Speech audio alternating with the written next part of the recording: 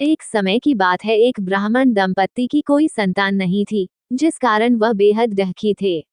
एक समय ब्राह्मण वन में हनुमान जी की पूजा के लिए गया। वहां उसने पूजा के साथ महावीर जी से एक पुत्र की कामना की। घर पर उसकी स्त्री भी पुत्र की प्राप्ति के लिए मंगलवार का व्रत करती थी। वह मंगलवार के दिन व्रत के अंत में हनुमान जी को भोग लगाकर ही भोजन करती थी। एक बार व्रत के दिन ब्राह्मणी ना भोजन बना पाए और ना ही हनुमान जी को भोग लगा सकी।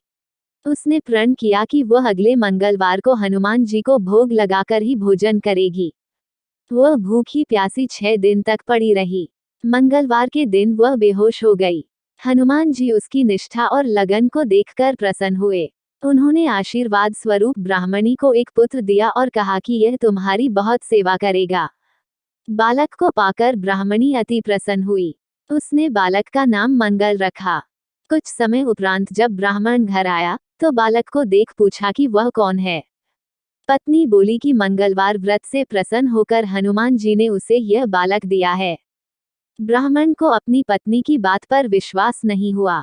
एक दिन मौका देख ब्राह्मण ने बालक को कुएं में गिरा दिया। घर पर लौटने पर ब्राह्मणी ने पूछा कि मंगल कहाँ है। तभी पीछे से मंगल मुस्कुरा कर आ गया। उसे वापस देखकर ब्राह्मण आश्चर्यचकित रह गया। रात को हनुमान जी ने उसे सपने में दर्शन दिए और बताया कि यह पुत्र उसे उन्होंने ही दिया है। ब्राह्मण सत्य जानकर बहुत खुश हुआ।